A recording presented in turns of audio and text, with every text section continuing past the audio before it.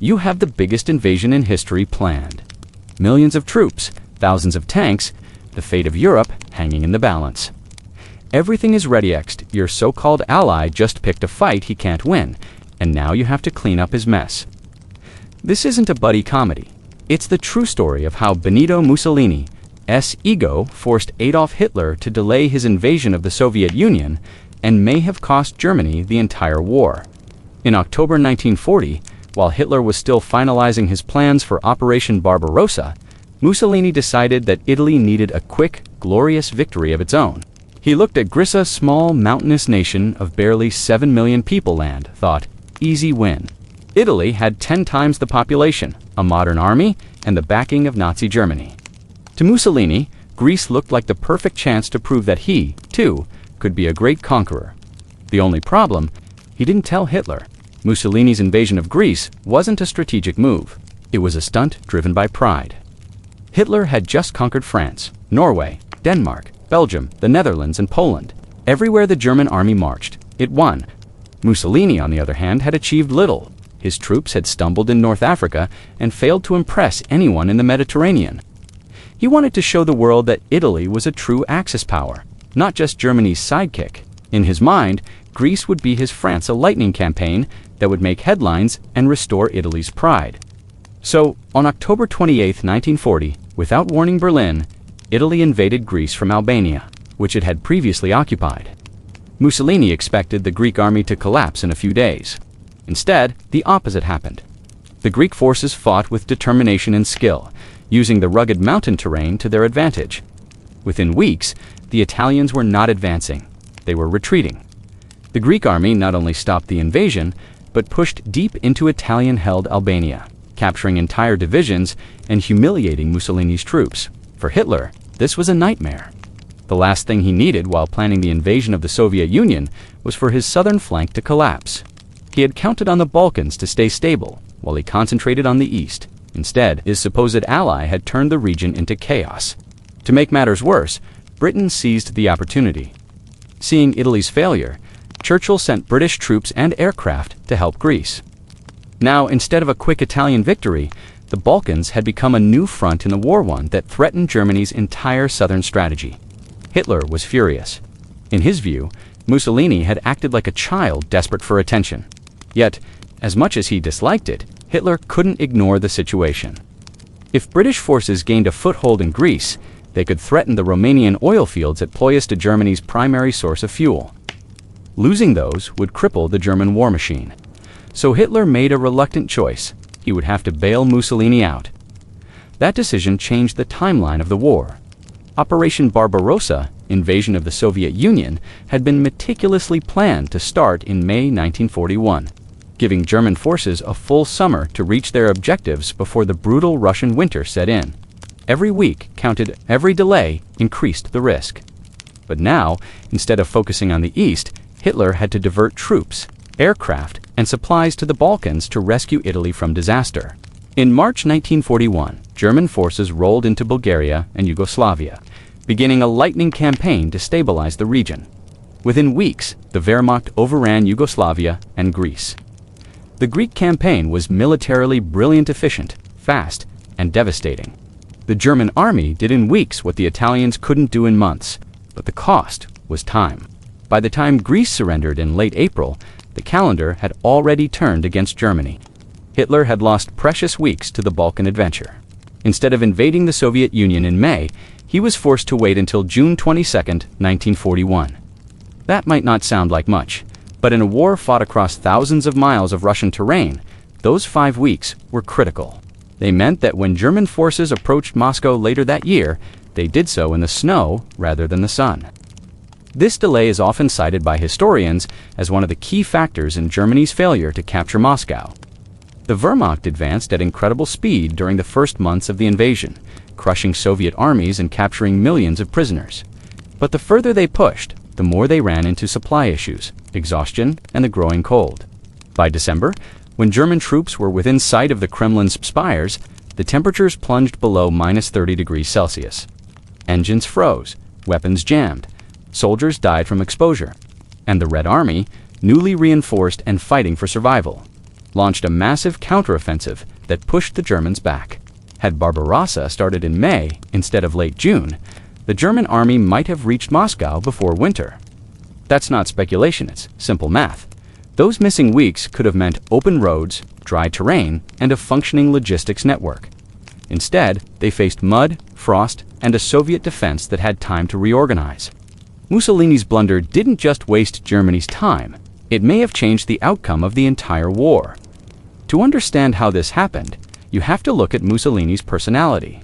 He was obsessed with being seen as a modern Caesar, the heir to Rome's imperial glory. But he ruled through propaganda, not competence. His generals were poorly trained, his logistics were chaotic, and his soldiers were ill-equipped for modern warfare. Italy's military wasn't ready for a continental war, yet Mussolini pretended it was, because admitting otherwise would have damaged his image. When his invasion of Greece fell apart, he tried to spin it as a temporary setback. But behind the scenes, he begged Hitler for help. Letters from the time show Mussolini pleading for German intervention to prevent Italy from total humiliation. Hitler obliged, but his contempt grew. To him, Mussolini had proven what many German generals already believed, that Italy was a weak link. The irony is that Hitler's effort to save Mussolini actually hurt Germany far more.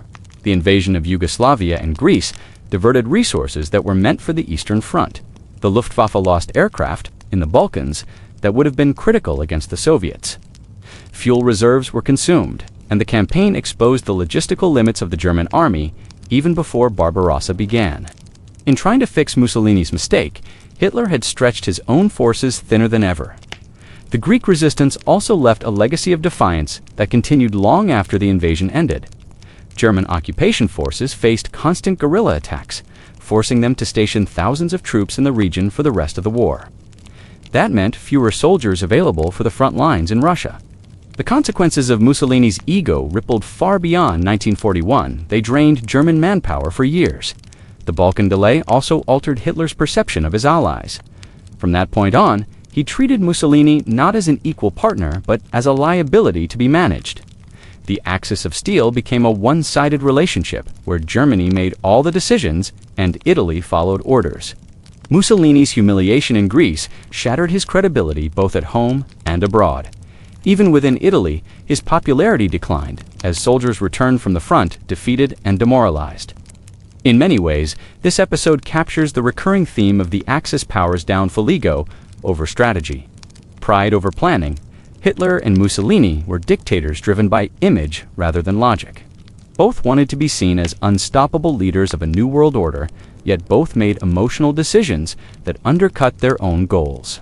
The invasion of Greece was supposed to make Italy look powerful. Instead, it exposed its weaknesses and dragged its strongest ally into an unnecessary war at the worst possible time. It's one of those moments in history where a single impulsive act snowballed into global consequences. A dictator's pride in Rome ended up freezing an army outside Moscow. The biggest land invasion in history was delayed not by weather, not by logistics, but by one man's need to feel important. If you're fascinated by how fragile empires collapse under their own arrogance, don't forget to like, comment, and subscribe to Dumb Historian, where we dig into the reckless mistakes that shaped the world's dumbest decisions. Mussolini's invasion of Greece in October 1940 was supposed to be his chance to prove that Italy was an equal partner to Nazi Germany.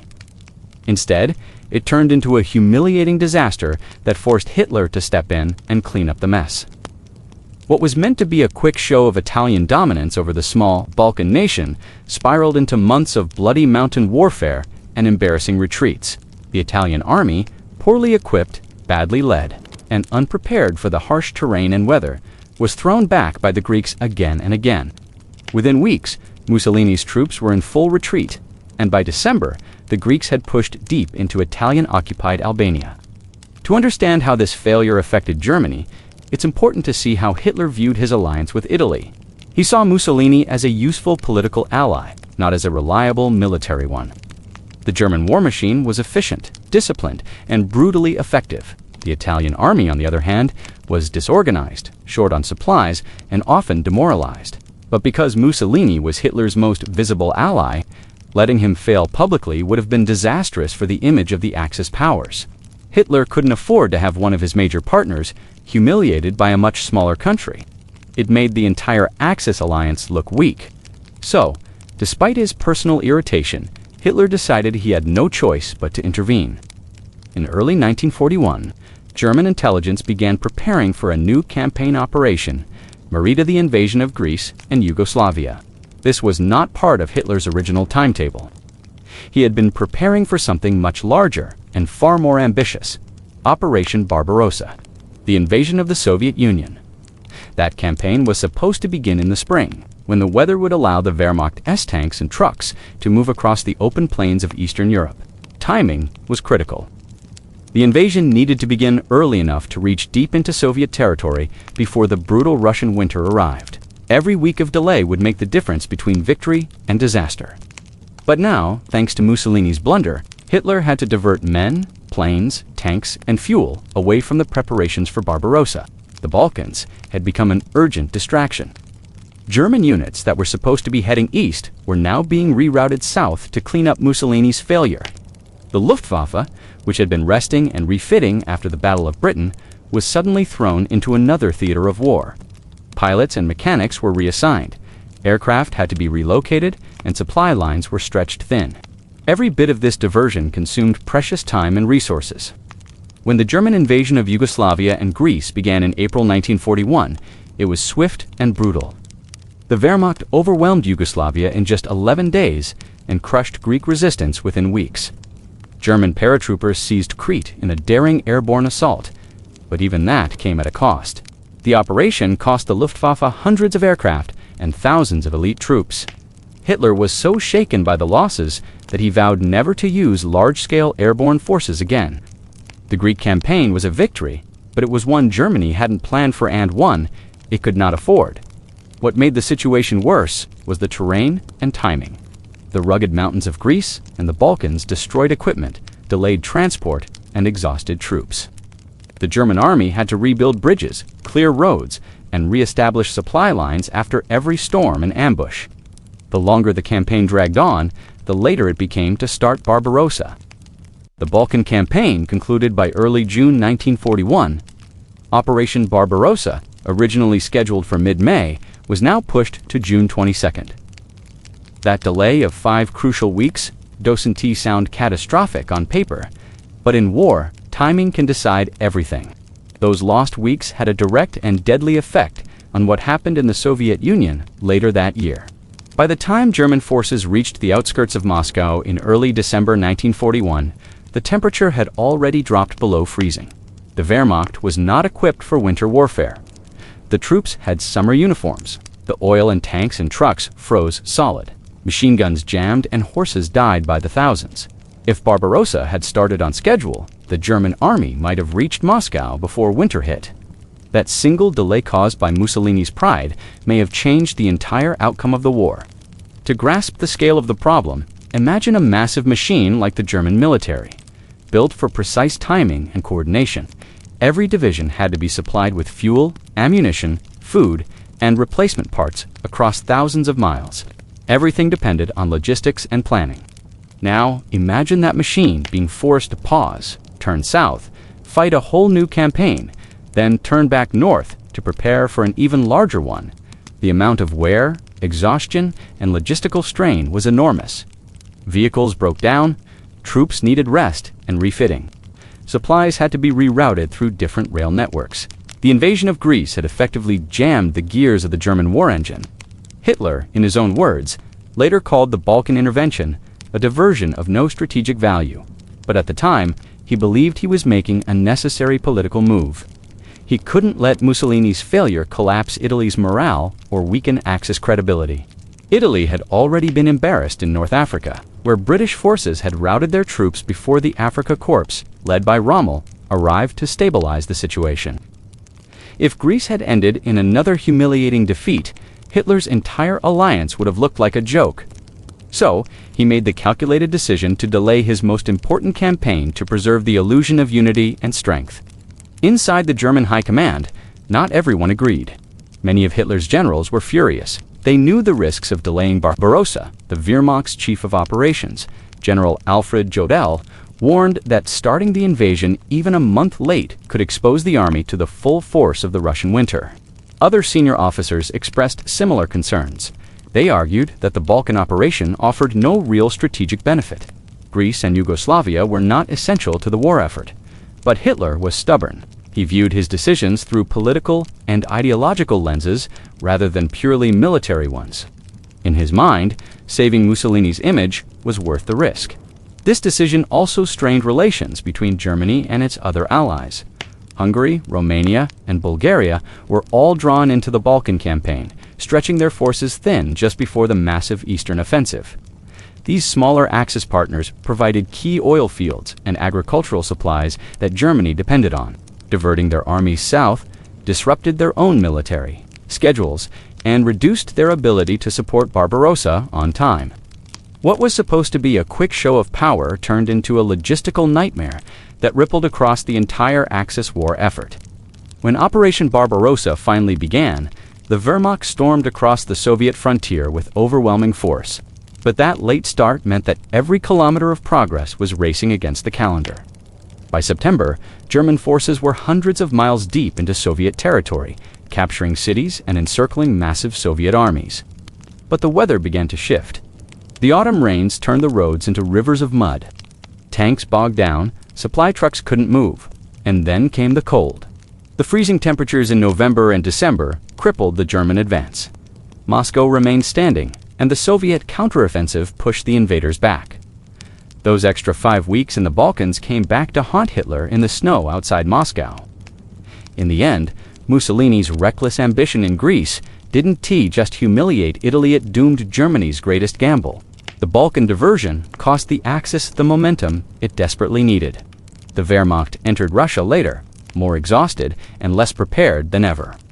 Hitler may have believed he was saving face, but what he really did was hand Stalin the gift of time. The snows that stopped the Germans outside Moscow were not just a twist of fate, they were the direct result of Mussolini's failure and Hitler's decision to fix it. The delay caused by Mussolini's failed invasion of Greece didn't just waste a few weeks, it changed the entire course of World War II. The original plan for Operation Barbarossa, Hitler's invasion of the Soviet Union, depended on speed. It was built around the idea that the German army could destroy the Red Army in a matter of months, take Moscow before winter, and force the Soviets to collapse before they could regroup. But when Mussolini's blunder in Greece forced Hitler to intervene in the Balkans, that schedule was destroyed. By the time the invasion of the Soviet Union began on June 22, 1941, the clock was already against Germany. Those lost weeks would prove fatal. Hitler's generals had warned him about the risks of delay. The Eastern Front wasn't like Western Europe, it was a vast, unforgiving expanse of plains, forests, and rivers. Stretching thousands of kilometers, the logistics alone were a nightmare. The entire plan depended on weather conditions staying in the Germans' favor. There was a small window of time between late spring and early autumn when the terrain was dry. The days were long, and movement was possible. Beyond that, the Russian autumn brought the Rasputitsa, a season of mud so deep that vehicles could sink to their axles. Then came the winter, where temperatures could drop below -30 degrees Celsius. When Operation Barbarossa finally began, the Wehrmacht's opening offensive was staggering. Nearly 4 million Axis soldiers surged across a front over 1,800 miles long. The Soviet defenses crumbled under the assault. In the first month alone, entire Soviet armies were surrounded and annihilated. German tank divisions advanced hundreds of miles into Soviet territory. At Minsk, Smolensk, and Kiev, the Red Army suffered catastrophic losses. It looked as though Hitler's gamble might actually pay off. But every day mattered. The deeper the Germans advanced, the longer their supply lines stretched, and the slower their progress became. By August, the weather began to shift. The summer heat turned to rain, and the Russian soil transformed into a nightmare of mud. Trucks bogged down. Tanks couldn't move. Soldiers slogged knee-deep through sludge. Their boots sucked into the muck. The Rasputitsa, the dreaded autumn mud, had arrived early, and it stopped the blitzkrieg cold. That's when the consequences of the Balkan delay became clear. The Germans had lost the time they needed to finish the campaign before the weather turned. If Barbarossa had begun in May, as originally planned, Army Group Center might have reached Moscow by September, before the rains. Instead, the offensive dragged into October, and the Wehrmacht was still hundreds of kilometers from its main objective. As the army struggled forward, the weather continued to worsen. Temperatures dropped sharply, roads that had been rivers of mud began to freeze into jagged ice. Engines that had worked in the summer began to fail. Oil thickened in fuel lines, weapons jammed. Soldiers' breath turned to frost as they marched, many without proper winter uniforms because Hitler had expected the campaign to end before the cold arrived. The German High Command had severely underestimated the Russian climate. In Berlin, Hitler had dismissed warnings from his generals, insisting that the Soviet Union would collapse in 8 weeks. He believed that once Moscow fell, the rest of the country would follow. But the delay meant that his troops were still fighting when the first blizzards hit. The German army, built for fast, mobile warfare, suddenly found itself stuck in snow and ice, facing temperatures it had never trained for. At the front, soldiers froze in their sleep. Food supplies ran out because the roads were impassable. Horses, still a major part of German logistics, died by the thousands. Tanks and trucks couldn't start in the morning. Soldiers used campfires to warm machine guns so they could fire a few rounds before they froze again. Helmets cracked from the cold. There were reports of soldiers urinating on rifles to melt the ice in the bolts. The Soviets, on the other hand, were fighting on familiar ground. Their troops were equipped for the cold. Their factories, relocated deep into the Ural Mountains, continued producing tanks and aircraft despite the freezing temperatures. As the German advance slowed, Soviet resistance hardened. In December 1941, when German troops were less than 20 miles from Moscow, the Red Army launched a massive counteroffensive. Fresh Soviet divisions, including Siberian troops trained for winter combat, smashed into the exhausted German lines.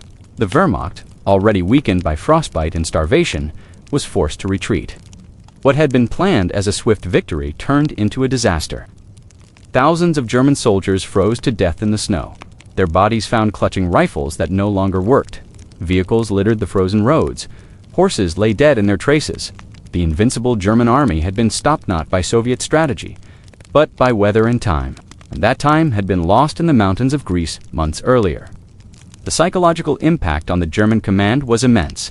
Hitler's generals had believed that the Soviet Union would collapse quickly, just as France had. Instead, they now faced an enemy that refused to die. The delay had given Stalin precious time to reorganize his forces, evacuate industry, and mobilize reserves.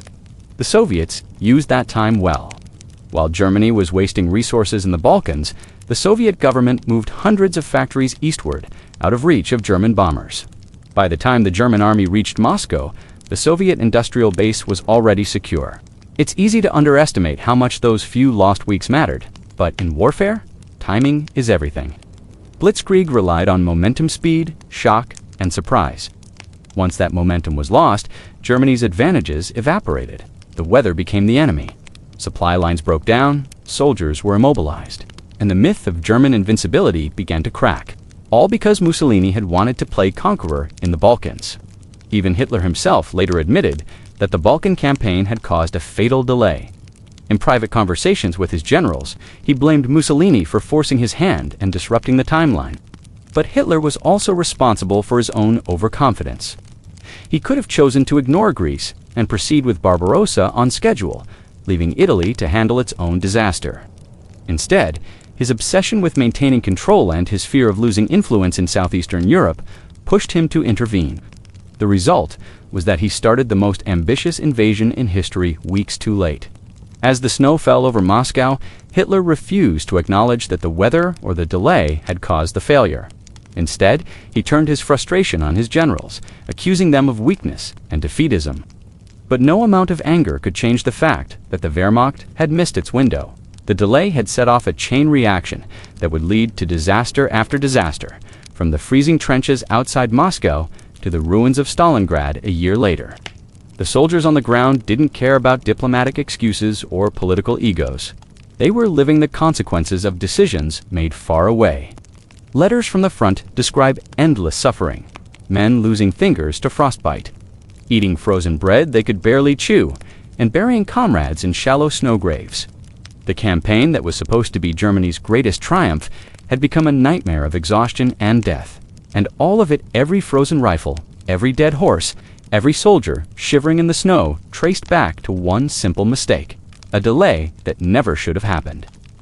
If Mussolini hadn't invaded Greece, if Hitler hadn't felt the need to intervene, if Barbarossa had begun on time, history might have been very different. The German army might have taken Moscow before the winter, and the course of the war could have shifted entirely. But in the real world, arrogance and ego don't just lose battles, they lose wars. If you want to hear more about how pride and poor judgment reshaped history as biggest military blunders, don't forget to like, comment, and subscribe to Dumb Historian, where we uncover the moments when the smartest men made the dumbest mistakes. The invasion of the Balkans in 1941 was one of the clearest examples of a war fought for the wrong reasons. Hitler didn't need Greece, Yugoslavia, or Albania for his strategic goals. None of these regions held vital resources or posed a direct threat to Germany's plans. The Balkans were a sideshow, an unnecessary distraction that offered no real military value. But Hitler chose to invade anyway, because of strategy, but because of Mussolini's ego. What began as Italy's attempt to prove itself equal to Germany became a humiliating disaster that pulled Hitler into a war he never wanted. When Mussolini invaded Greece in October 1940, he did it without telling Hitler in advance. It was meant to be a bold show of Italian independence and power, but from the start, it was a mess. The Italian army stumbled almost immediately. Greek forces counterattacked and drove them back into Albania. The campaign turned into a humiliating stalemate that exposed Italy's weakness to the entire world. For Hitler, who had built his empire on the image of unstoppable force, the failure of his main ally was more than embarrassing, it was dangerous. It made the Axis look disorganized and divided. Hitler's decision to intervene had nothing to do with Greek territory or the Balkans' strategic position. It was about pride and image. He wanted to save Mussolini from disaster and preserve the illusion that the Axis alliance was united and strong. But this move cost Germany valuable time, manpower, and momentum. The resources that were poured into Yugoslavia and Greece could have been used for the one campaign that actually mattered to Hitler. Operation Barbarossa, the invasion of the Soviet Union. Every bomb dropped in Athens, every tank rolling through Belgrade was a piece of equipment not being prepared for the Eastern Front. The Balkans were a nightmare for any army. The terrain was brutal mountains, cliffs, and narrow passes that destroyed vehicles and slowed down entire divisions. It was the kind of terrain that consumed fuel, broke equipment, and exhausted soldiers. The Germans fought their way through Yugoslavia and Greece with overwhelming force. But even with their speed and coordination, they still lost time. Every day spent fighting in the Balkans was a day stolen from Barbarossa's timetable. By the time the Balkans were fully secured, it was late spring of 1941. Hitler had originally planned to invade the Soviet Union in mid-May. That schedule was designed with the weather and terrain of Russia in mind. The roads would still be firm from spring thaw, and the German forces would have several months of warm weather to advance deep into Soviet territory before winter arrived. But now, because of Mussolini's failure and Hitler's decision to intervene, the invasion was delayed until June 22nd. That delay might seem minor, but in military terms, it was fatal. It meant the Germans would reach the gates of Moscow in December instead of Oktoberite as the worst winter in decades hit. Hitler's generals understood the danger of this delay. They tried to warn him. Men like Halder, Jodl, and Brocic argued that the invasion of the Balkans offered no strategic advantage. Greece and Yugoslavia were not essential to the German war effort. Hitler's true enemy was the Soviet Union, not some small Balkan states, but Hitler refused to listen. He believed that political optics and personal loyalty mattered as much as military timing. He couldn't let Mussolini fail publicly, and he couldn't risk the British gaining a foothold in Greece. His pride and paranoia guided the decision, not logic. To see how wasteful this diversion was, you have to look at what Germany gained versus what it lost. The conquest of Yugoslavia and Greece was swift. The Wehrmacht crushed Yugoslav resistance in 11 days and defeated Greek forces in less than a month. But these were hollow victories. The campaign drained fuel, wore out vehicles, and cost Germany nearly 1,000 aircraft, many of which were irreplaceable before Barbarossa began. Elite paratrooper units, used heavily in the invasion of Crete, suffered massive casualties, losses so high that Hitler swore never to use airborne assaults again. The Luftwaffe, which would soon be needed to support the invasion of the Soviet Union, was now short on men, planes, and time for maintenance. Meanwhile, the Wehrmacht divisions that had been earmarked for Barbarossa had to be rerouted through the Balkans. Supply trains, fuel convoys, and communication units were all delayed or diverted.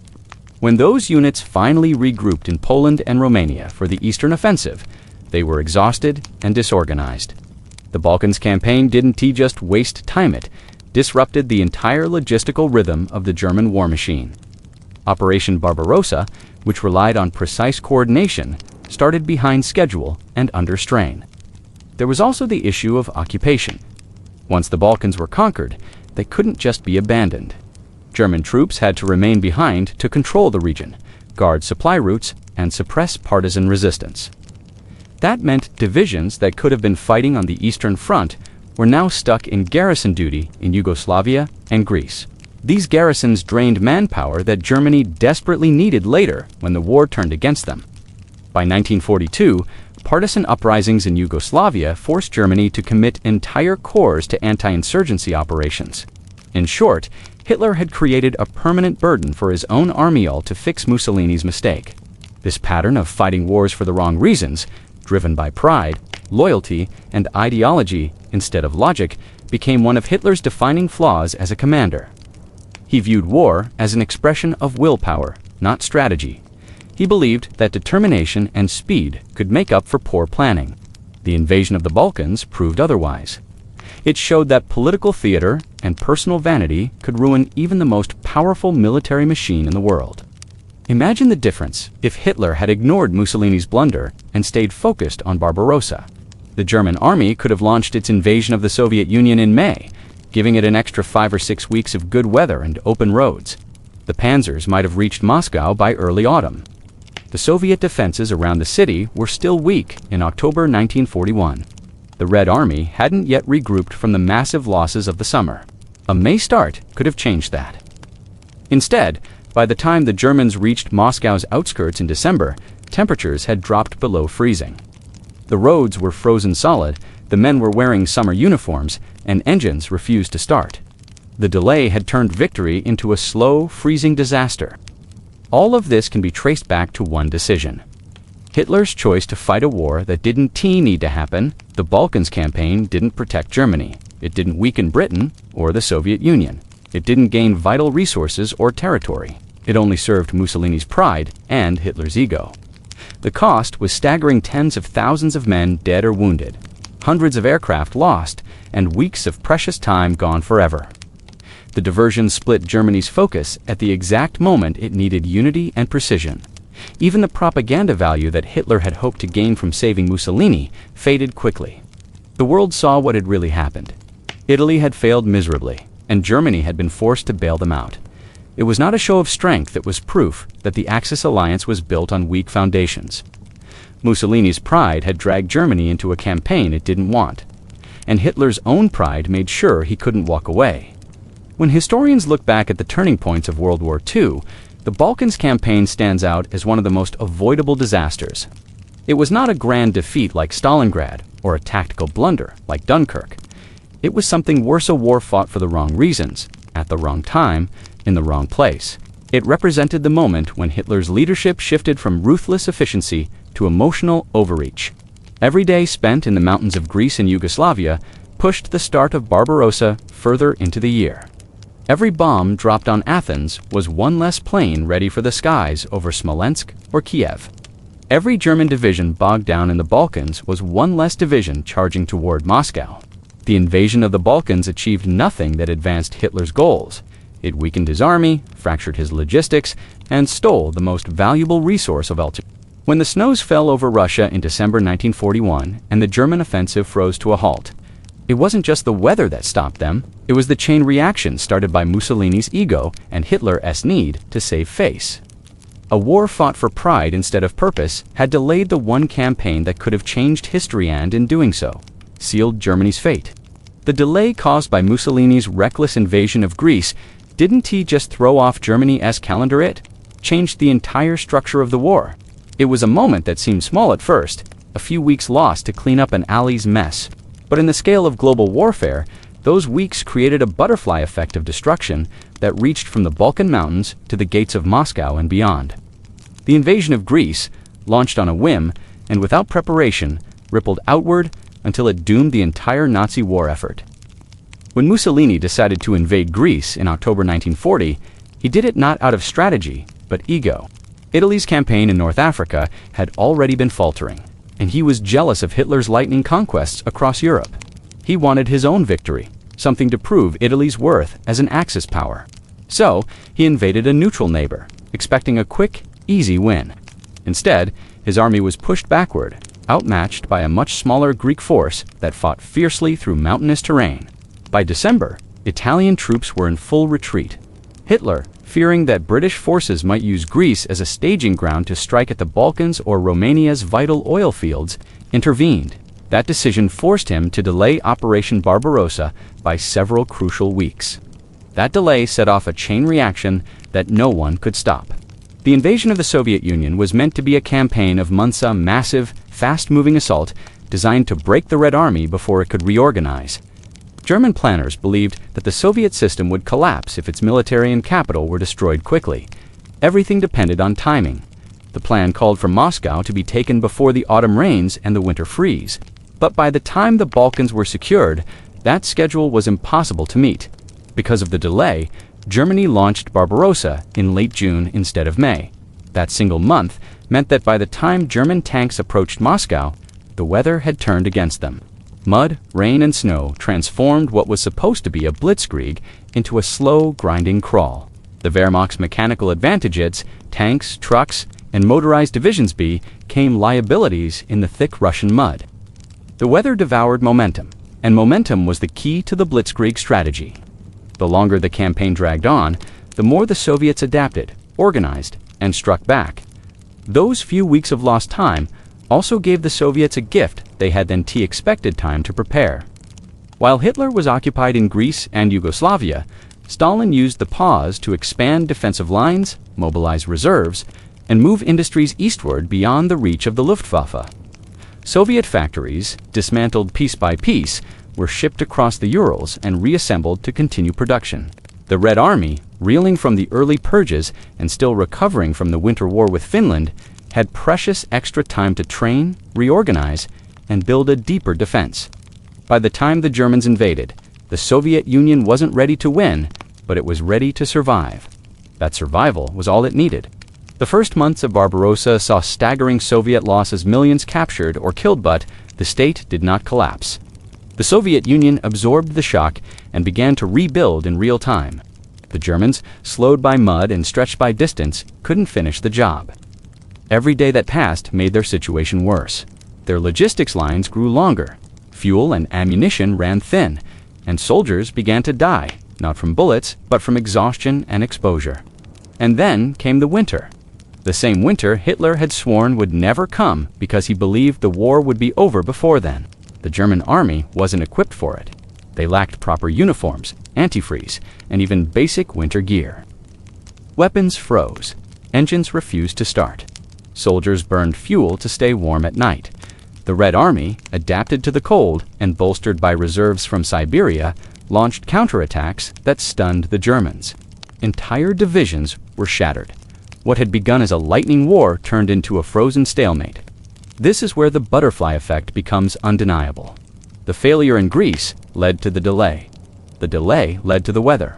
The weather led to the collapse of the offensive. And the collapse of the offensive led to the war that Germany could never win a war of attrition against an enemy that could outproduce, outrecruit, and outlast them. Once the Soviet Union stabilized, the industrial might of the Allies combined with the endless manpower of the Red Army became an unstoppable force. Germany, which had counted on quick victories, was now trapped in a fight it was never built to sustain. Had Barbarossa begun even a few weeks earlier, the entire course of the war might have changed. The Wehrmacht could have reached Moscow before the Rasputitsa mud and before the winter froze the front. Taking Moscow would not have guaranteed Soviet surrender, but it would have crippled the country's command, transport, and morale. It could have disrupted the Soviet evacuation of industry and broken the psychological backbone of resistance. Instead, when the snow began to fall, the Soviet flag still flew over Moscow, and Stalin still broadcast from the Kremlin. By spring 1942, the illusion of German invincibility was broken. What followed was a slow but steady unraveling. Stalingrad, Kursk, the long retreats, all of them were born from the failure to win in 1941. Every battle after that was fought from a position of weakness. The Wehrmacht that had raced across Europe now bled itself dry in endless attrition. And it all traced back to that first delay Mussolini's vanity project that forced Hitler to fight a campaign he never wanted in the Balkans. The irony is that Hitler's attempt to maintain control over his Axis alliance only weakened it. He had wanted to protect the southern flank of Europe by intervening in Greece. Instead, he opened the door to the British in the Mediterranean and guaranteed that his greatest campaign in the East would start too late. The delay didn't just cost him time, it cost him momentum, resources, and eventually the war itself. In the grand scale of history, wars are not just lost through defeat in battle, they're lost through poor judgment, pride, and impatience. Mussolini's invasion of Greece was all three.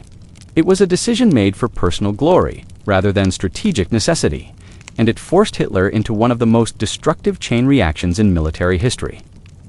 Every German soldier who froze outside Moscow, every tank that stalled in the snow, every battle that was lost afterward, they were all echoes of that single, preventable mistake. By 1945, the world had changed entirely. Germany lay in ruins. Mussolini was executed by his own people. The Soviet Union stood as one of the two emerging superpowers, and the very alliance that was meant to dominate the world had destroyed itself from within. The butterfly's wings that flapped in Greece had unleashed a hurricane in Russia. That's the power of a single bad decision. Not every mistake is loud or immediate. Some unravel slowly, their consequences hidden until it's too late to undo them. Mussolini's blunder in Greece wasn't just a minor embarrassment, it was the turning point that set the Axis powers on a path towards self-destruction. And it serves as a reminder that in war, ego is often deadlier than any weapon. The men who believed they were shaping destiny ended up being undone by their own pride, trapped in a web of their own making. A few weeks lost to vanity became years lost to blood and ruin.